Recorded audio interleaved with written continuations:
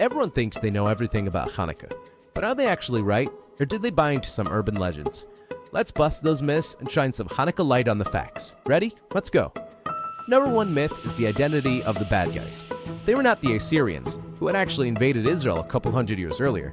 This time it was the Syrians, also called the Greeks since they were actually a faction of the Greek Empire based in Syria, which was much bigger than the modern country that goes by that name. Number 2, the Maccabees lit a Hanukkah menorah in the temple.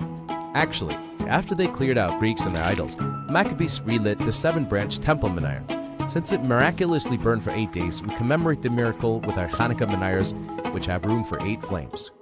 Myth number 3. You need to use white and blue candles. You can use any color candles you want. In fact, the best thing to do is to burn wicks and olive oil, since that's how they lit the temple menorah. On the subject of menorah fuel, we get to another major myth. You can use an electric lamp for this mitzvah since it produces light. Nope, you need to use a wick that burns fuel, just like the temple menorah. Okay, the next myth is a biggie. Your bubby made potato latkes, pancakes fried in oil, but now the bakeries are all selling donuts. Lots of people are convinced that the donuts are the Johnny-come-lately. Actually, it's the other way around. Eating donut-like foods on Hanukkah is recorded by Maimonides' father, who lived in the 12th century and wrote about people eating al-safinj, made with honey and oil. By contrast, potatoes didn't even hit Eurasia until the late 16th century. The other myth is Hanukkah Gelt.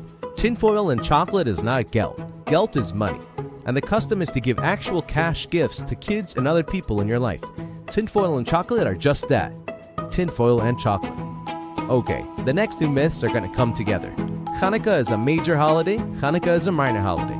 Yes, they're both wrong. Hanukkah is not on par with Passover, Rosh Hashanah, or any other 5 holidays mentioned in the Torah, when work is forbidden, so it's not exactly major.